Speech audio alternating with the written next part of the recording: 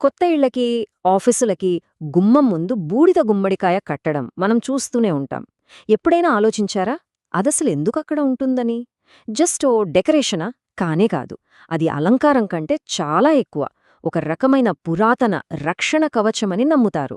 సరే, ఈరోజు మనం ఆ నమ్మకం వెనుకున్న సైన్స్, సైకాలజీ రెండింటినీ కొంచెం లోతుగా చూద్దాం. సరే, అసలు ప్రశ్నకి వద్దాం. ఎందుకు ఈ గుమ్మడికాయను గుమ్మానికి కడతారు?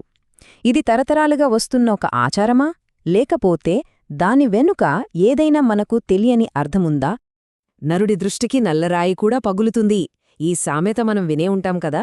అంటే మన సంస్కృతిలో దిష్టి అనే కాన్సెప్ట్కు ఎంత పవరుందో అర్థం చేసుకోవచ్చు. ఆ చెడు దృష్టి పడకూడదనే సరిగ్గా అదే నమ్మకం ఈ గుమ్మడికాయ కట్టడం వెనక ఉన్న మెయిన్ రీజన్ అన్నమాట. అయితే ఈ సాంప్రదాయాన్ని మనం మరో యాంగిల్లో చూస్తే చాలా ఆసక్తిగా ఉంటుంది.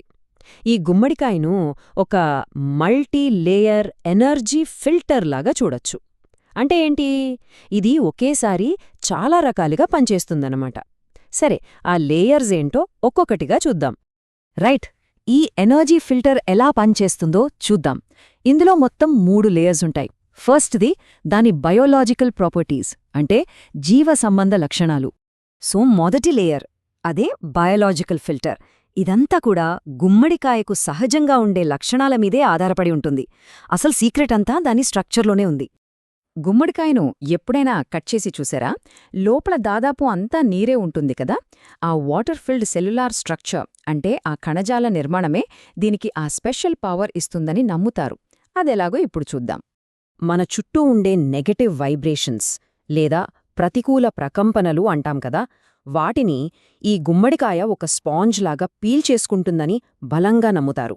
దీనికి ప్రూఫ్ ఏంటి అని అడిగితే ఒక అబ్జర్వేషన్ చెప్తారు.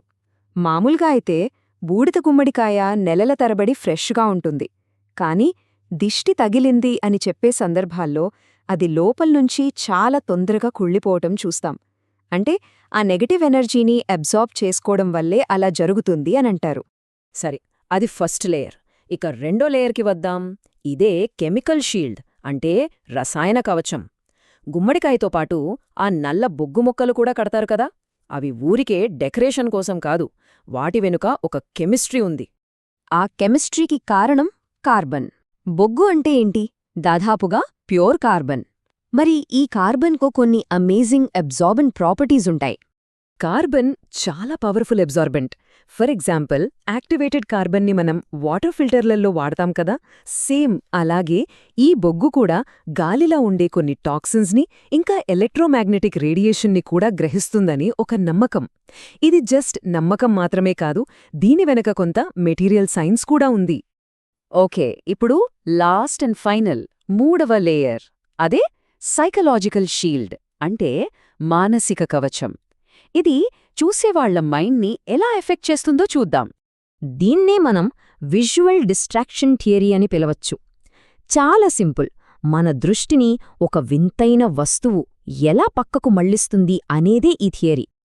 ఇది ఎలా పనిచేస్తుందంటే చాలా సింపుల్. అనుకుందాం, ఎవరైనా కాస్త అసూయతోనో లేక మరేదైనా బలమైన ఫీలింగ్తోనో ఇంటివైపు చూశారనుకోండి. వాళ్ల కాన్సంట్రేషన్ మొత్తం ఇంటిమీద పడకముందే గుమ్మానికి వేలాడుతున్న ఆ పెద్ద, కొంచెం వింతగా ఉన్న గుమ్మడికాయ వాళ్ల అటెన్షన్ని గ్రాబ్ చేస్తుంది. అంతే, వాళ్ల ఆలోచనల ఫోకస్ అనేది బ్రేక్ అవుతుంది. ఆ నెగటివ్ థాట్ స్ట్రీమ్ అక్కడితో కట్ అయిపోతుంది. అలా ఈ 3 లేయర్స్ని కలిపి చూస్తే మనకు ఒక కంప్లీట్ ఎనర్జీ ప్రొటెక్షన్ సిస్టమ్ కనిపిస్తుంది. చూశారు కదా, బయోఫిల్టర్గా గుమ్మడికాయ, కెమికల్ షీల్డ్గా కార్బన్, సైకలాజికల్ షీల్డ్గా దాని ఆకారం. ఈ 3 కలిసి ఇంటికి ఒక కంప్లీట్ ఎనర్జీ గార్డ్లా పనిచేస్తాయన్నమాట. సో ఇక్కడ మనం అర్థం చేసుకోవాల్సిన కీలకమైన పాయింట్ ఏంటంటే, ఈ గుమ్మడికాయ కట్టే సంప్రదాయం కేవలం ఒక మూఢనమ్మకం కాదు. ఇది సహజమైన వస్తువులని, హ్యూమన్ సైకాలజీని చాలా తెలివిగా కంబైన్ చేసిన ఒక పురాతన టెక్నిక్. ఈ అనాలిసిస్ అంతా విన్నాక ఒక ప్రశ్న వస్తుంది కదా. మనం చాలాసార్లు మూఢనమ్మకాలు అని కొట్టిపారేస్తుంటాం. కానీ అలాంటి ఎన్నో పురాతన సంప్రదాయాల వెనుక మనమింకా డీకోడ్ చేయాల్సిన సైన్స్, సైకాలజీ ఇంకెంత దాగి ఉందో